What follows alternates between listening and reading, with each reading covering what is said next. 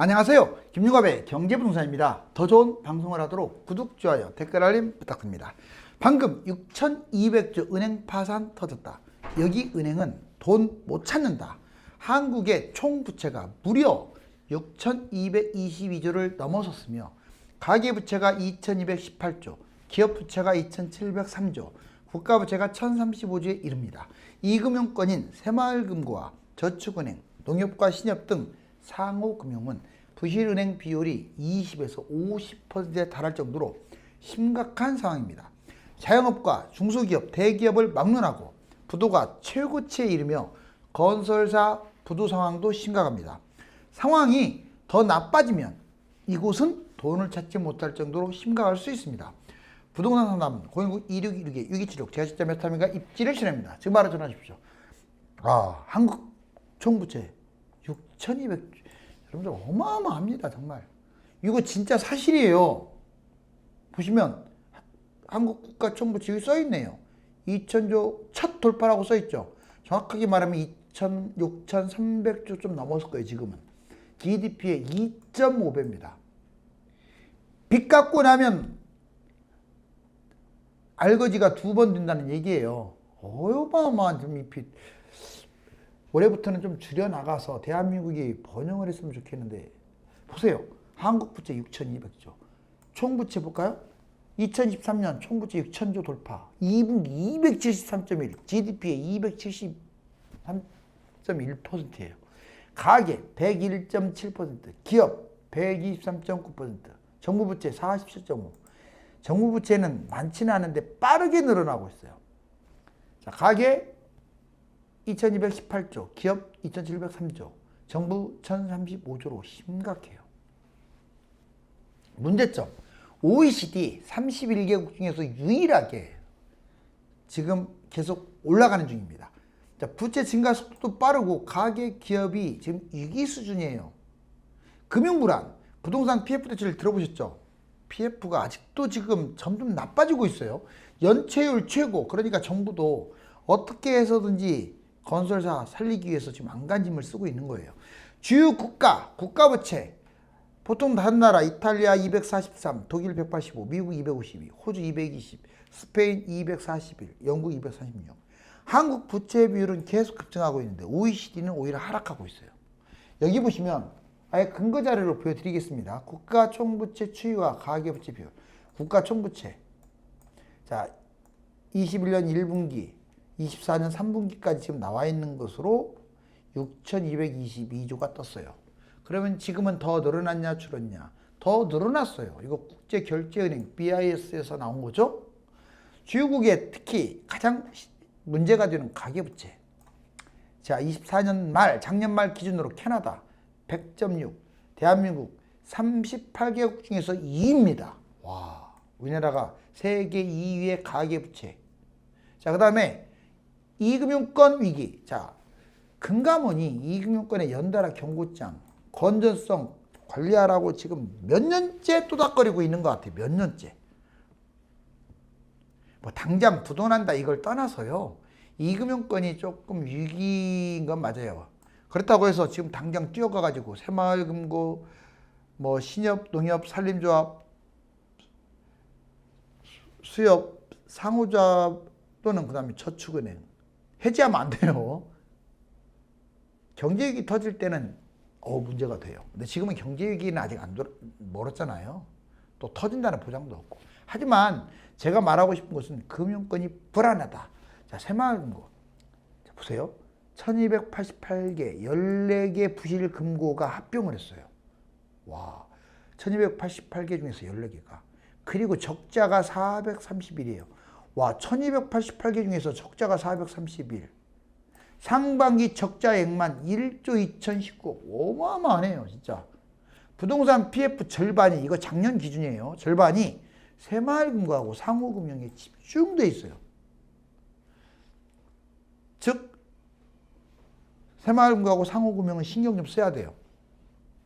상호금융 2208곳 강력한 구조조정. 연체율은 3에서 4%예요. 적자조합이 745곳이에요. 2208곳 중에서 되게 많죠.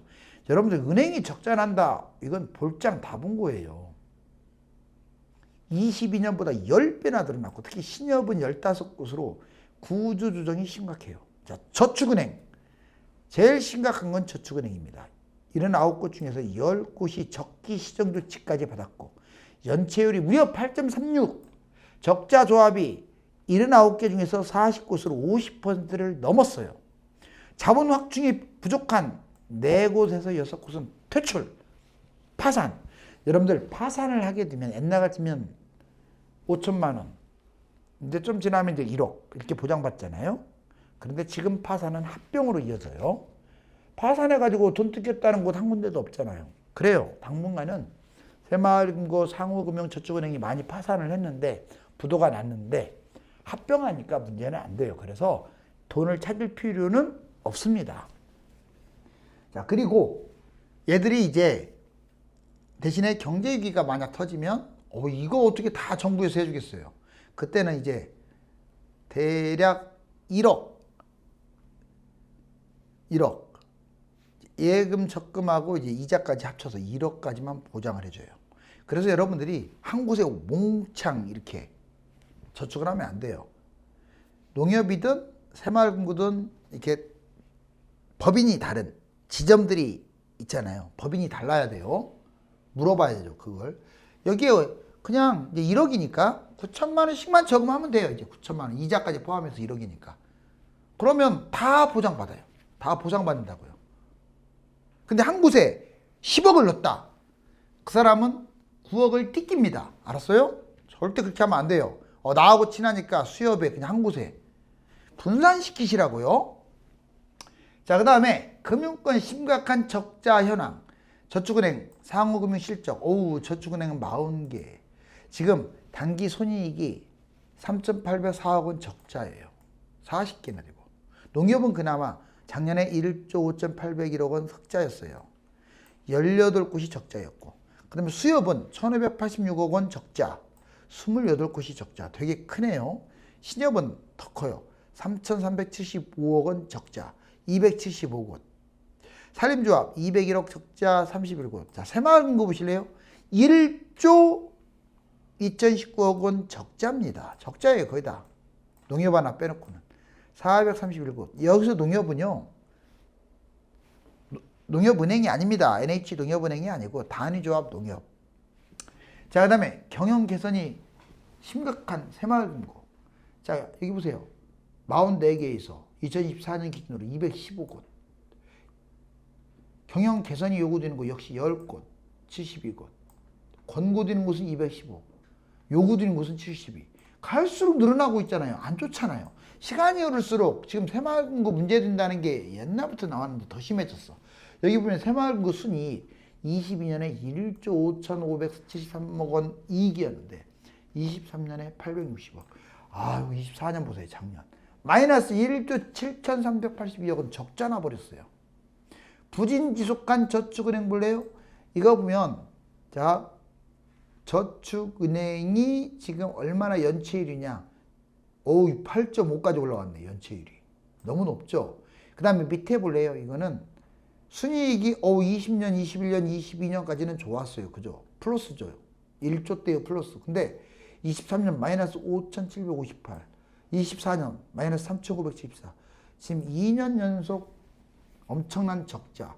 은행이 적자가 난다. 여러분들이 생각해도 심각하죠.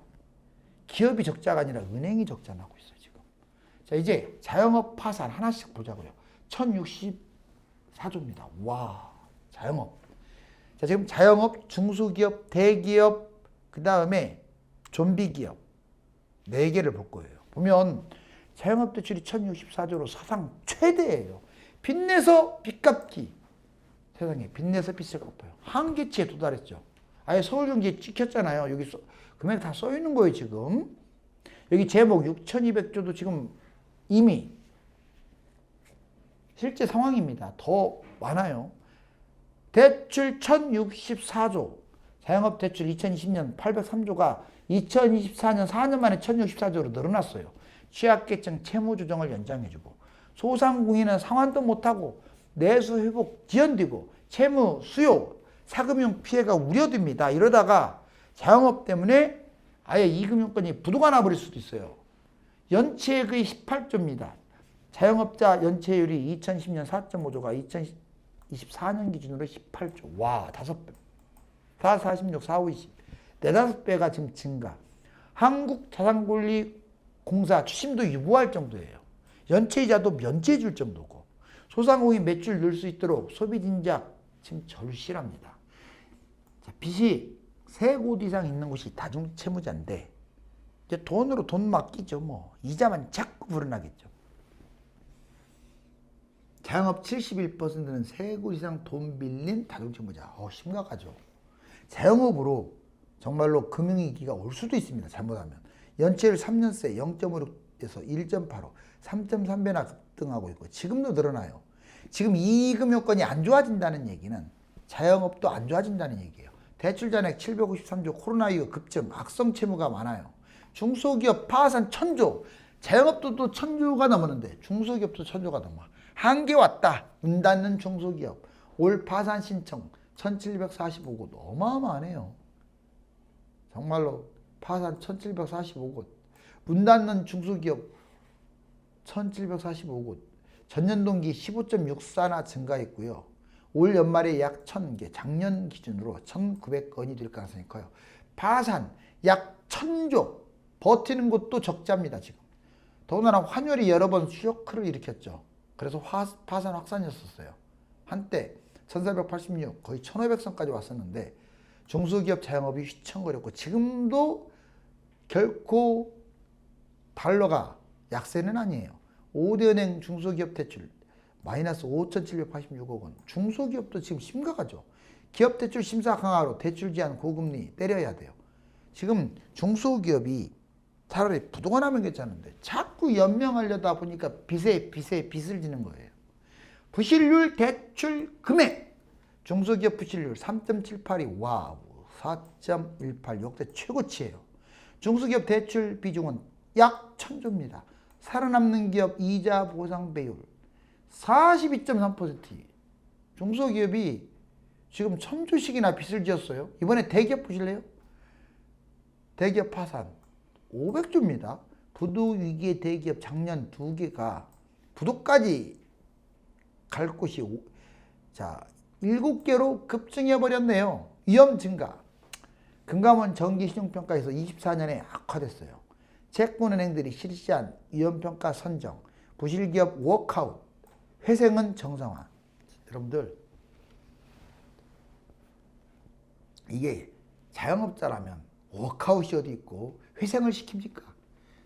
부도 날 곳을 회생이라는 용어를 쓰고 부도에 가까운 곳을 워크아웃이라는 용어를 쓰는 거예요. 지금 잘못됐어요. 대기업도 부도 시켜버려야 돼. 아무리 이게 파장이 있더라도 너무 끌고 가게 되면 빚만 늘어나요. 이거 형평성에 어긋나잖아요. 지금 도덕적 해이를 일으킵니다. 개인도 마찬가지예요. 기업도 마찬가지고. 아니 파산하는 기업을 왜 악착같이 구해줍니까? 본인이 책임지게 만들어야죠. 자꾸 국민들 빚만 더 늘어나게끔 만들고. 그나마 이제 지금 정부가 이 기업들을 대상으로 해서 빚을 최소화시키고 건전성이 더 이상 악화되지 않도록 적극적으로 조치하는 것은 박수 받을 만은 해요.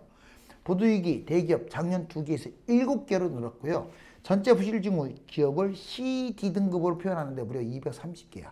D등급이 회생, 사실상 부도예요. 130개 워크아웃, 사실상 부도 위험인데 이게 100개예요. 그래서 230개. 너무 많네요. 대기업인데. 대기업 52곳은요. 영업이익으로 이자도 못 갚아요. 진짜 심각하죠. 대기업이 뭡니까? 큰 기업을 대기업이라고 하잖아요. LG 디스플레이, SK온, 하나솔루션, 호텔 롯데, 롯데케미칼, 태양건설, HA중공업. 진짜 위험하네.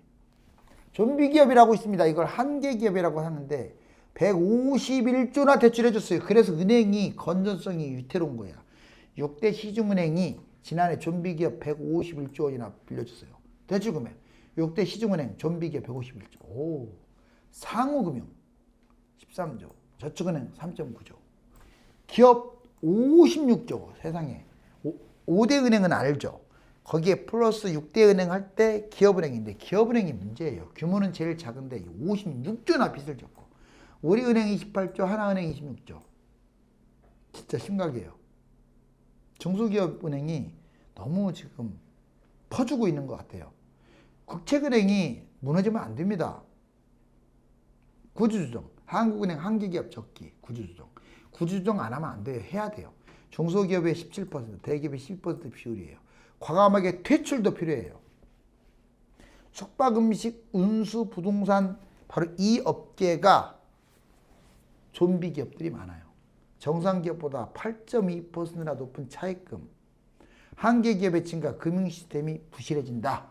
자, 그러면 자영업, 중소기업, 대기업을 한번 보자고. 자영업자 70%가 다중채무자다. 오, 2020년 말 보면 803조 5천억에서 1064조까지 엄청 늘어난 걸 알 수가 있고 4조 5천억이 18조 1천억으로 특히 연체액입니다.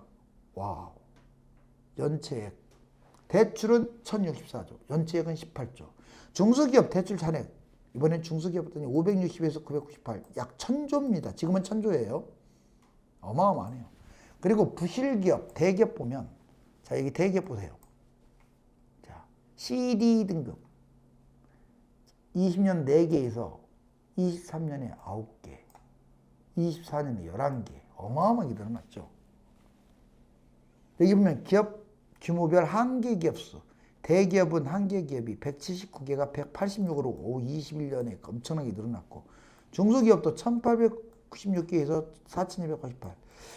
전반적으로 자꾸 돈 액수는 커지고 규모는 늘어나요. 이렇게 안 좋게 자영업, 중소기업, 대기업이 더군다나 한계기업까지. 자, 원금 손실 3가지가 있습니다. 중소기업에 풀린 은행 돈 1천조 나던데요. 중소기업에. 파산도 역대 최다예요. 자, 은행 부도가 나면 원금 손실을 봅니다. 아예 원금 많은 손실을 볼 수도 있어요. 중도 해지하면 손실을 보죠. 은행 상품 잘못 들어가면 뭐 ELS라든가 이런 거 있죠. 잘못 들어가면 원금 손실을 볼 수 있어요. 이 셋 중에 어느 것이 여러분들에 해당됩니까? 은행이 휘청거리고 있네요. 비스듬히 쓰러지고 있죠. 이런 날이 오면 안 되겠죠. 자, 새 정부 들어서면서 위험 요인이 줄어들고 경제가 활력을 띠고 있습니다. 민관이 하나가 되어서 금융 불안과 위기를 극복해야 합니다. 감사합니다.